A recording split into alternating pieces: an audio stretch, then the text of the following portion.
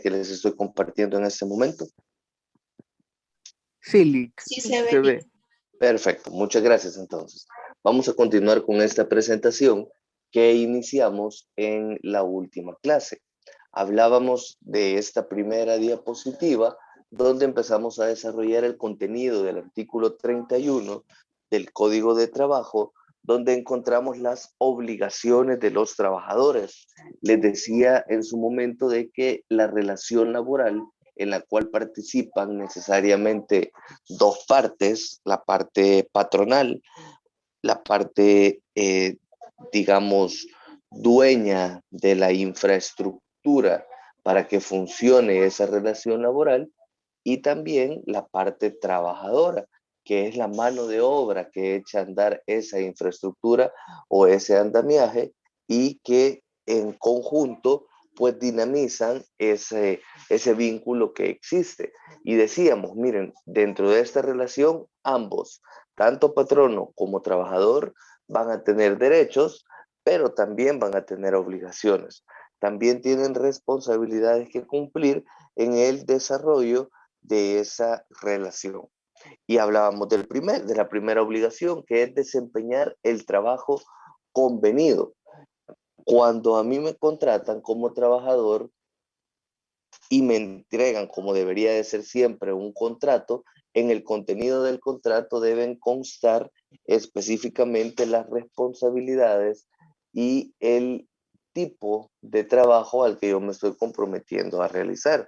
Ahí debería de decir exactamente el nombre del cargo, cuáles son los roles que yo voy a ejercer en la empresa, de quién depende el ejercicio de mi trabajo, quién es mi jefatura inmediata, cuál es el horario que voy a cumplir, a dónde se encuentra el lugar o sede donde voy a desempeñar mi trabajo. Todo eso debe decirlo el contrato. Pero dice, a falta de estipulaciones, es decir, si no me dieran un contrato donde se dijera puntualmente estas características, estos elementos, el patrono o sus representantes le van a poder indicar al trabajador en qué consiste el trabajo. Se lo dirán entonces, digamos, de manera verbal. Ahora bien, el trabajador va a estar obligado a cumplir con ese trabajo siempre y cuando sea compatible con su aptitud, es decir, cuente con el perfil o dentro de las habilidades que posee, cuente con las suficientes para cumplir con la función que le están encomendando, ¿verdad? O la condición física también.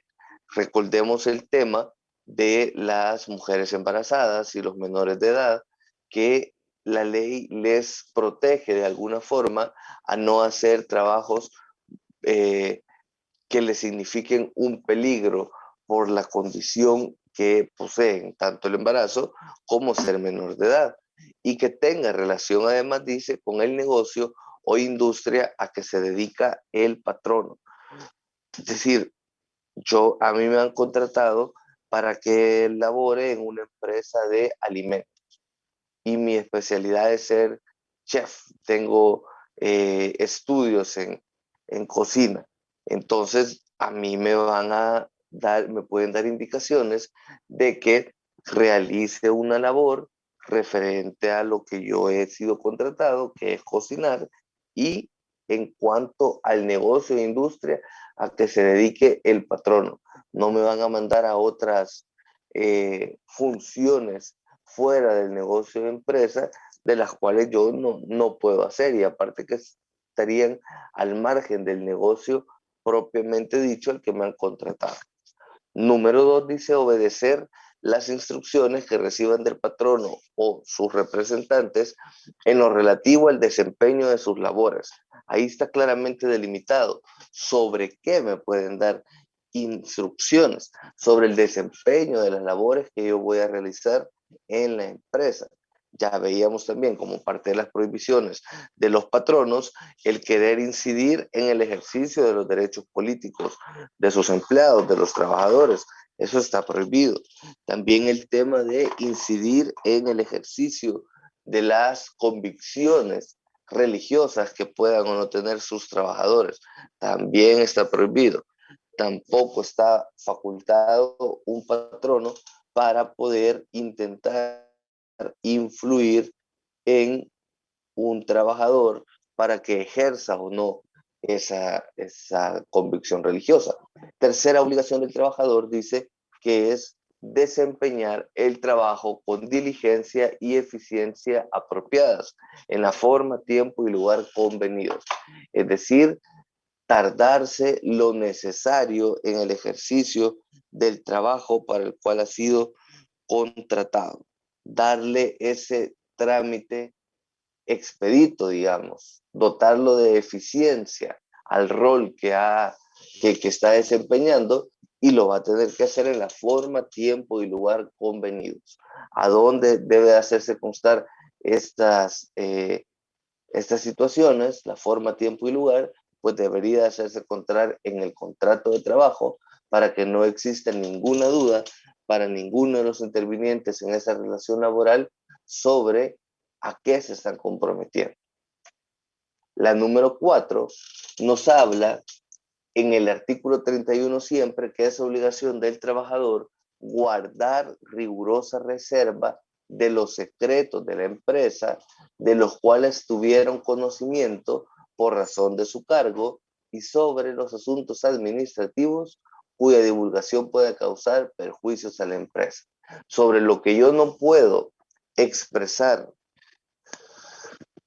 nada al exterior, porque forma parte de ese secreto de la empresa, es, por ejemplo, de una receta de cocina, también de una fórmula de un medicamento o de un producto químico que están desarrollando en un laboratorio en el cual yo trabajo.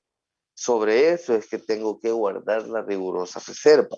Ahora, sobre la comisión de delitos, por ejemplo, veamos que en una empresa lamentablemente se da un homicidio o una violación.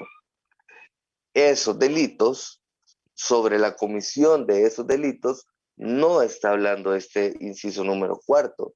No es de que si se comete un homicidio, una violación, un secuestro o una agresión física, sexual o de cualquier tipo al interior de la empresa, yo como trabajador tengo prohibido decir algo por esta reserva. No. Si es de la comisión de un delito, si yo me entero de que se cometió un ilícito al interior de la empresa, mi obligación es ponerlo de conocimiento de las autoridades competentes para que lleven a cabo la investigación y establezcan responsables, deduzcan responsabilidades y sean juzgados conforme la ley establece, ¿verdad? Eso es entonces para que quede claro sobre qué debo guardar reserva. Solo sobre los secretos de la empresa y sobre asuntos administrativos, manejo de las finanzas, puede ser deudas que tiene la empresa, cuáles son sus acreedores, toda esta información sí tiene la reserva a la que se refiere el inciso número 4. En el inciso número 5 hablamos de que el trabajador está obligado a observar buena conducta en el lugar de trabajo o en el desempeño de sus funciones. Se espera, pues, de que el individuo que se desempeñe en un lugar de trabajo específico se comporte en debida forma, ¿verdad?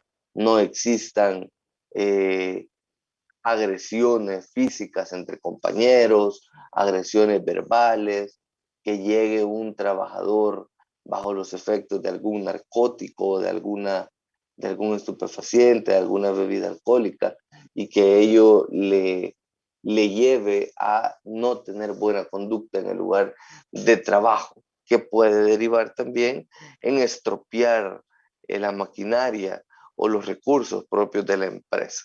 A eso se refiere el observar buena conducta por parte del trabajador. La obligación sexta nos habla que el trabajador va a tener que restituir al patrono en el mismo estado en que se le entregó los materiales que éste le haya proporcionado para el trabajo y que no hubiere utilizado. no es de que se lo puede quedar para su uso, digamos, sino que debe restituirlo y entregarlo los insumos que le hayan sido proporcionados, facultados para el ejercicio de su labor y que no utilizó, para que obviamente se le dé el uso al interior de la empresa o por parte del patrono de esos elementos, de esos insumos que le sobran, salvo, dice, que dichos materiales se hubieran destruido o deteriorado por caso fortuito o fuerza mayor o por vicios provenientes de su mala calidad o defectuosa fabricación. Permítanme un segundo, por favor.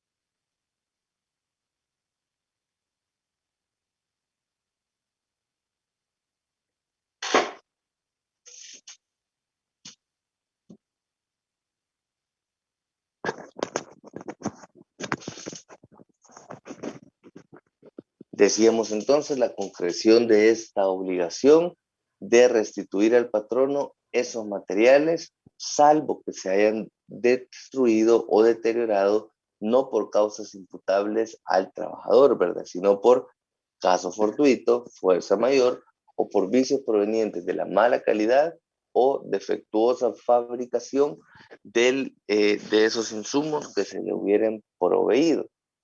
El número 7 nos habla que el trabajador va a tener que conservar en buen estado los instrumentos, maquinarias y herramientas de propiedad del patrono que estén a su cuidado. Por ejemplo, si usted trabaja en un despacho, en una empresa, en un trabajo de escritorio, se le proporciona un equipo informático, una computadora, ya sea de escritorio, una laptop o el insumo con el que se cuenta al interior de la empresa. Sobre esa computadora, sobre ese insumo que se le está proveyendo, usted está obligado a conservarlo en buen estado, porque pues hay que tener claridad también de que ha significado un costo para la empresa ello, ¿verdad? Le ha significado una erogación de recursos el comprar el equipo informático que ha puesto a disposición de sus trabajadores y trabajadoras. Y no es como bien visto, digamos, de que el trabajador esté arruinando los insumos que se le fueron proporcionados, pues ello va a derivar en una afectación económica para la empresa finalmente. Hablamos además de que en ningún caso va a responder el trabajador de el deterioro ocasionado por el uso natural de estos objetos. Veamos, obviamente las máquinas requieren un mantenimiento, ¿verdad? Y con el pasar de los años y su utilización, pueden tener problemas, pueden deteriorarse, pero ello es por el uso natural. No debe de ser bajo ninguna premisa por algo que yo como trabajador le hubiera provocado adrede para generar una afectación a la empresa. Ni del ocasionado, dice, tampoco va a responder el trabajador del ocasionado por caso fortuito o fuerza mayor, ni del proveniente de su mala calidad o defectuosa fabricación. Pongámonos en el ejemplo también de una mesa, de una silla, perdón, que le entregan en su lugar de trabajo y resulta que usted tiene 1 o 2 días de estarla utilizando y se quiebra, se arruina. Usted lo ha utilizado como normalmente se utiliza una silla eh, de oficina. No va a ser atribuible a usted el que se haya arruinado esta silla pues lo que ha sucedido a lo mejor es que era de mala calidad. Era, no iba a ser atribuible esa situación a que los trabajadores, permítanme un segundo, a que el trabajador vaya a responder por esa situación de habérsele arruinado la mesa, de habérsele arruinado la silla con la que se le fue proporcionado para que realizara sus labores. La obligación número 8 nos habla de que el trabajador va a tener que prestar auxilio en cualquier tiempo que se necesite cuando por siniestro o riesgo inminente dentro de la empresa peligren la integridad personal o los intereses del patrono o de sus compañeros de trabajo. Un claro ejemplo, lamentablemente lo hemos visto de manera recurrente en los últimos días, es el tema de cuando se da un incendio en lugares de trabajo, ¿verdad? Se ha dado en empresas, se ha dado en mercados incluso municipales, y ahí se dice, mire, los trabajadores están en la obligación de cuando se enteran, casi siempre se ha dado que tienen lugar estos siniestros, tienen lugar estas desgracias que le suceden a la gente en horas de la noche, ¿verdad? En horas de la madrugada. Entonces dice que el trabajador va a tener que presentarse a intentar ayudar o a solventar ese peligro que le significa, ya sea a su patrono, a su jefe o a los compañeros de trabajo. Se llegan a la empresa donde ha agarrado fuego y si se fijan, se dedican, por ejemplo, a sacar la mercadería, a resguardarla en otro lugar porque indirectamente, digámoslo, y hay que ser claros también, tienen conocimiento de que si la empresa se va al declive, si la empresa pierde sus activos, eso le va a significar tarde o temprano una afectación en cuanto a sus ingresos también, en cuanto al ejercicio de sus derechos laborales. La novena obligación nos habla que el trabajador va a tener que desocupar la casa o habitación proporcionada por el patrono. Esto se recuerdan cuando hablábamos de que un derecho de los trabajadores es o que se les reconociera el trayecto, el gasto que incurre por trasladarse de un domicilio a otro para ejercer la labor en la cual ha sido contratado, o ya sea le pagaba eso o le alquilaba, le designaba un lugar, una casa o habitación para que habitara ahí a efectos de que le quedara de manera pronta e inmediata su lugar de trabajo. Entonces, si esta segunda opción es la que ha adoptado el patrono y vamos a finalizar la relación laboral, pues yo voy a tener que desocupar esa casa o habitación en el término de 30 días, contados desde la fecha en que termine el contrato de trabajo por cualquier causa. Esto por obvias razones, ¿verdad? Si yo ya no voy a ejercer ninguna labor en la empresa donde me han proveído de esta casa o de esta habitación, finalizada esa relación laboral, pues yo ya no tengo ningún derecho de tener esa casa, de utilizar esa habitación para que me quede cerca de mi lugar de trabajo, pues he finalizado, he roto esa vinculación laboral existente que me habilitaba para esos efectos. La número 10 nos dice que el trabajador va a tener que someterse a examen médico cuando fueren requeridos por el patrono o por las autoridades administrativas con el objeto de comprobar su estado de salud. Un claro ejemplo de esta obligación la estamos viendo en el marco de esta pandemia, ¿verdad?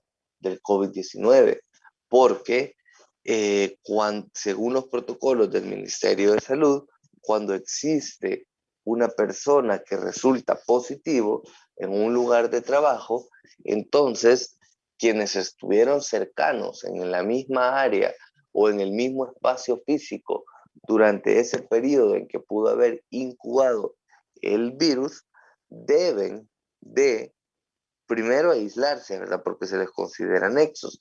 Y luego van a tener que irse a hacer la prueba del COVID-19 para descartar si han sido o no objetos de contagio de este virus. Entonces, ese puede ser un examen médico de los que se refiere esta obligación contenida en el inciso número 10 del artículo 31. Cuando las autoridades administrativas me lo solicitan también, autoridades administrativas como quién, como el Ministerio de Salud, como el Instituto Salvadoreño del Seguro Social. La obligación 11ª nos dice que hay que observar estrictamente todas las prescripciones concernientes a higiene y seguridad establecidas por las leyes. Hay una ley de seguridad y salud ocupacional. Existe al interior de cada lugar de trabajo un comité de seguridad y salud ocupacional. Este ente, de manera colaborativa con el patrono, con los dueños de la empresa, pues forman este grupo, digamos, o este espacio a través del cual van a emitirse disposiciones sobre la higiene y seguridad y salud ocupacional también. Y entonces el trabajador está en la obligación de cumplir con esas indicaciones, con esas disposiciones administrativas que se le están trasladando y las que indiquen los patronos para seguridad y protección de los trabajadores y de los lugares de trabajo. Ejemplo de esto es cuando se dan las evacuaciones por, por temblor, por terremoto, por incendio o por otra catástrofe que hubiera surgido. El comité de seguridad y salud ocupacional, juntamente con el patrono, emiten, por ejemplo, rutas de evacuación y están en la obligación de señalizar al interior de la institución sobre a dónde realizar, a través de qué vías realizar esa evacuación. Ahora, yo trabajador estoy en la obligación de cumplir con ese protocolo, de cumplir con esa ruta de evacuación.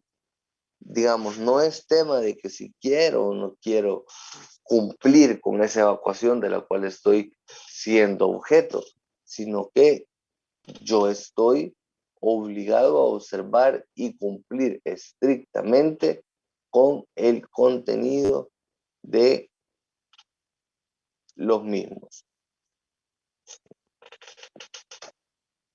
Bien.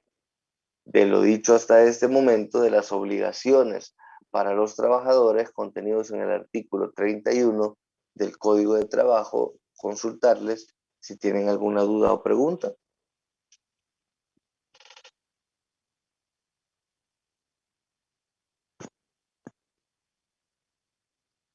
¿Estamos bien? ¿Estamos claros? Sí, Lick, todo claro. Perfecto, vemos el chat. Nos dice que estamos bien y quiero verificar si no existe nadie queriendo ingresar. No, no existe nadie. Bien. Continuamos entonces. Llegamos a las prohibiciones para los trabajadores. ¿Cuáles son esas conductas que definitivamente no pueden ser realizadas por la clase trabajadora en el marco de esa relación laboral que ejercen o que poseen? Las encontramos reguladas en el artículo 32 del Código de Trabajo. Veamos qué nos dice este artículo 32 del Código de Trabajo nos dice, número 1, el trabajador no podrá abandonar las labores durante la jornada del trabajo sin causa justificada o licencia de patronos o jefes inmediatos, simplemente porque ahora me levanté sin ganas de trabajar, no tengo ninguna causa, solo es que no tengo ganas de trabajar y yo entonces no llego a prestar mis labores y no le solicito al patrono ningún tipo de permiso, ningún tipo de licencia. Simplemente abandono ese rol.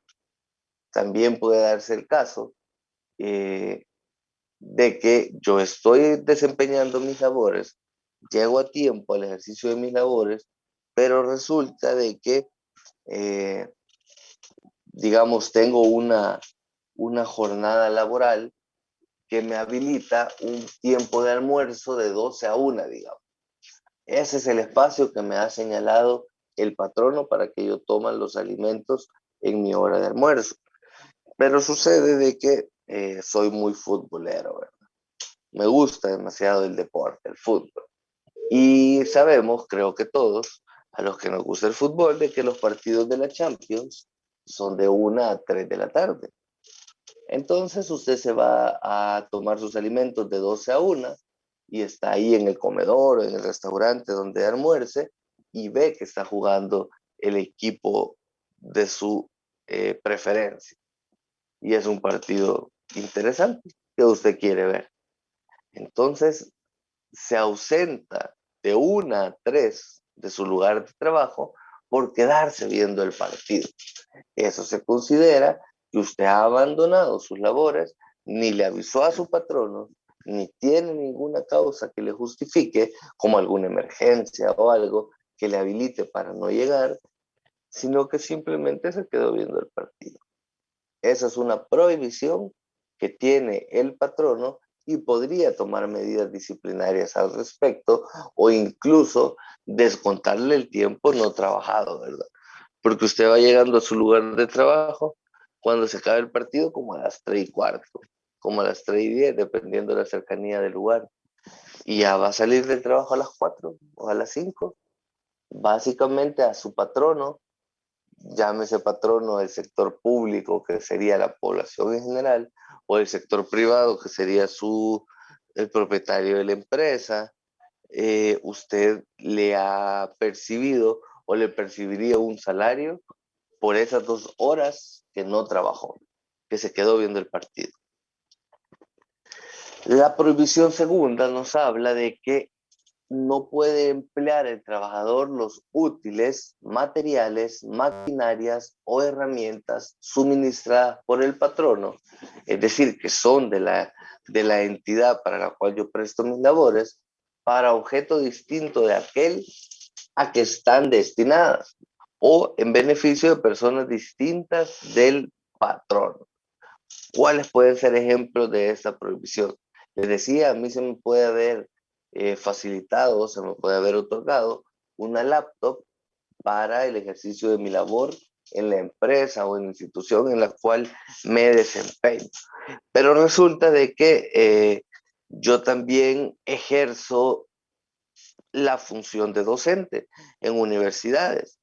Entonces vengo yo y tomo la laptop que me han dado en la empresa o en la institución para que me desempeñara ahí y me la llevo para la universidad, para a través de ella poderles impartir la clase a los alumnos. Eso está prohibido también. Hablemos del caso de los vehículos.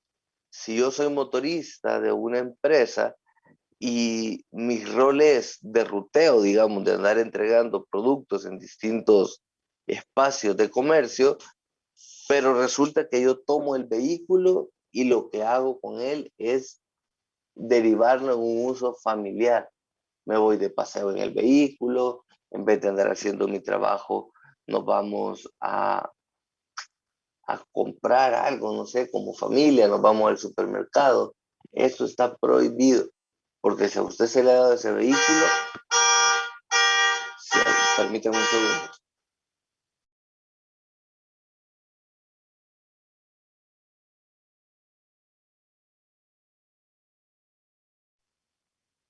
Bien, decíamos, porque si a usted se le ha dado ese vehículo, es para que cumpla con las responsabilidades de su cargo en torno o en beneficio de la empresa, no para beneficio particular, no para su uso propio. En beneficio, dice, de personas distintas del patrono o de la misma entidad. La tercera prohibición, siempre contenida en el artículo 32 del Código de Trabajo, dice que todo trabajador tiene prohibido hacer cualquier clase de propaganda en el lugar de trabajo durante el desempeño de sus labores. Acaba de ser, de hecho, un evento electoral en el país para diputados y consejos municipales y existían trabajadores que estaban compitiendo por un cargo de elección popular, ¿verdad? Sea para diputados, de la Asamblea Legislativa, del Parlamento Centroamericano o de consejos municipales, pero no estaban facultados para, dentro de su lugar de trabajo, andar haciendo propaganda dentro de la jornada laboral, andar entregando publicidad, calendarios, etcétera, de la candidatura, ya sea propia o de un tercero que estaba apoyando para que llegara a esos puestos de elección popular. Pues hay que respetar, digamos, cada cosa en su lugar, ya fuera de su lugar de trabajo y fuera de las horas laborales, podría encontrarse con sus compañeros de trabajo y entregar la propaganda que considerara, ¿verdad? Lo que implica esta prohibición es, quieras o no, un respeto al lugar de trabajo para que se haga lo que se tiene que hacer ahí, que es producir. Y la última prohibición, contenida en el artículo 32 del Código de Trabajo, nos habla de que ningún trabajador está facultado para portar armas de cualquier clase durante el desempeño de sus labores, a menos que obviamente sean necesarias para la prestación de los servicios. Hablamos de los vigilantes, ¿verdad? El personal de seguridad, hablamos de los guardaespaldas de un funcionario, de un empresario, que parte de su equipo de trabajo lo vemos materializado en las armas que poseen, ¿verdad? Pero un trabajador que nada tiene que ver con estos roles no está permitido que llegue, que se presente a su lugar de trabajo con armas. Eh, Lamentablemente hay que hablar de ejemplos de los que muchos nos enteramos a través de los medios de comunicación. Un diputado en su momento llegó a una sesión plenaria, que es su lugar de trabajo, con un arma de fuego en su cinturón, en su equipo, abajo de su saco. Eso no está permitido. Eso está claramente prohibido en el artículo 32, porque el rol que llego a desempeñar como diputado para nada me habilita el que ande una pistola. ¿Qué será? Que en algún momento del desarrollo de la plenaria alguien me contradice o escucho una aseveración en sentido contrario a mi persona y yo con un arma ahí, no es que la voy a poder desenfundar, ¿verdad? Y tomar alguna errónea decisión al interior del recinto legislativo. No tiene nada que ver el que yo ande un arma en, en ese lugar de trabajo, ni en ningún otro lugar donde yo no tengo ninguna facultad para la manipulación de la misma. No, a lo único que me puede llevar el que yo ande un arma como trabajador, donde no puedo andarla en mi lugar de trabajo, es a que tome una decisión catastrófica, ¿verdad? A que tome una decisión errónea, una decisión equivocada que me traiga consigo afectaciones, tanto a mí como trabajador como a alguien más, ¿verdad? Como a un tercero. Bien. Estas eran las obligaciones y prohibiciones del de los trabajadores, contenidas en los artículos 31 y 32 del Código de Trabajo. De estas últimas, de las prohibiciones, ¿tienen alguna duda o consulta? Todavía tenemos algunos segundos para que me la puedan trasladar y le daría respuesta en el siguiente enlace que les compartí. ¿Tienen alguna duda?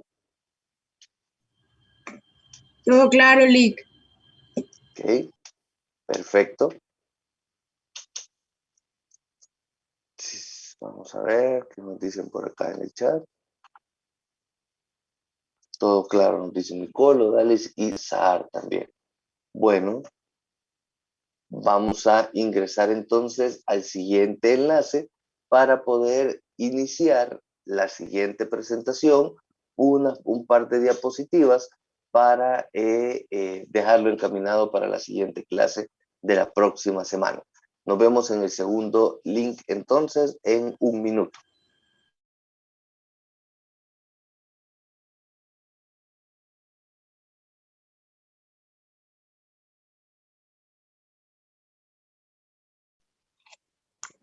La primera forma de concluir con una relación laboral es aquella donde la vigencia del contrato de trabajo finaliza sin responsabilidad para ninguna de las partes. Ni para el trabajador ni para el patrono existe una responsabilidad, es decir, no deriva de la culpabilidad o de alguna circunstancia atribuible o al patrono o al trabajador, sino que simplemente pues finaliza esa relación laboral por las siguientes causas.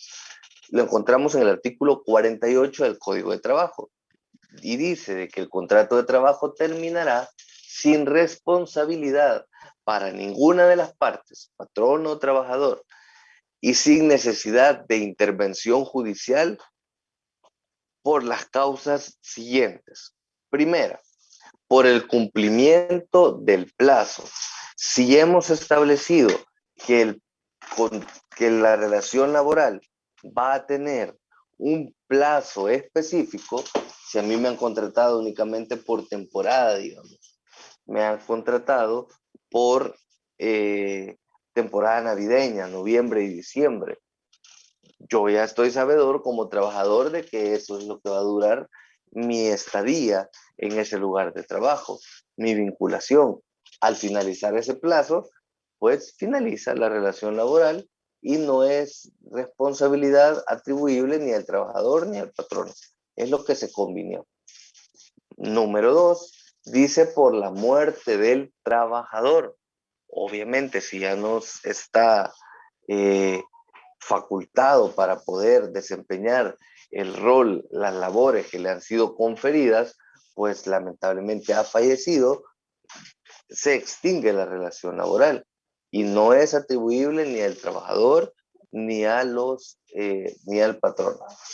Tercera, por la terminación del negocio como consecuencia directa y necesaria de la muerte del patrón. Si el patrono muere, si el patrono fallece y no existe posibilidad de continuar con el negocio, entonces finaliza la relación laboral también. Y no es atribuible, obviamente, el fallecimiento a la persona que ejercía el rol del patrono, ni a los trabajadores tampoco, porque no es algo que tenían en mente que fuera a suceder. Y la número 4 nos habla de que también finaliza ese contrato de trabajo sin ningún tipo de responsabilidad cuando existe incapacidad legal, física o mental de cualquiera de las partes, lo cual haga imposible el cumplimiento del contrato. Si una persona, por ejemplo, veamos en el lado de los trabajadores, resulta que adolece de esquizofrenia, que es declarada como una incapacidad mental por los agravios que se pueden suscitar producto de poseer dicho trastorno, ¿verdad? Entonces, ello es un habilitante para que se finalice la relación laboral sin ningún tipo de responsabilidad para los involucrados. O también dice que haga imposible la continuación de la empresa o establecimiento en su caso. Bajo estas premisas es de que no está facultado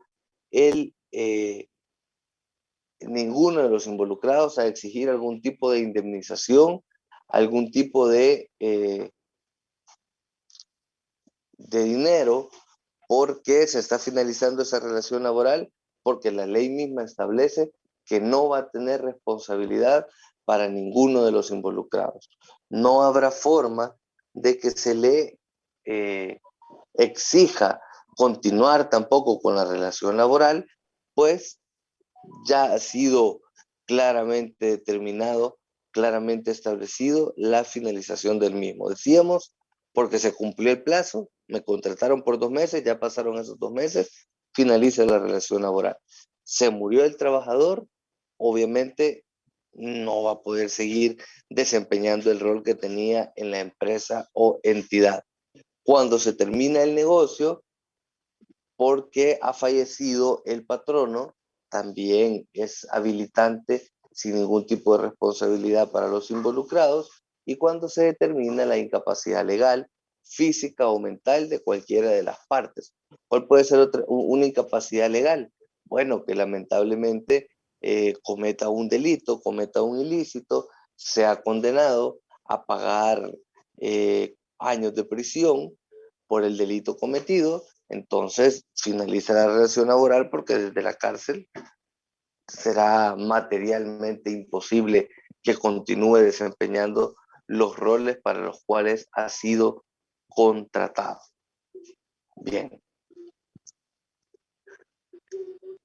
Solo vamos a dejar planteada esta diapositiva, que son las primeras causales para concluir con un contrato de trabajo, y vamos a seguir desarrollando esta temática en la siguiente clase del próximo martes. Nos encontramos entonces el próximo martes. Yo les compartiré en debida forma los enlaces para que nos podamos conectar y continuar con el desarrollo de esta temática. Sin más por el momento, les deseo que tengan una excelente jornada, buen provecho y cuídense mucho. Gracias, Gracias, Lick. Lick. Buen día. Pasen buen día, buen día.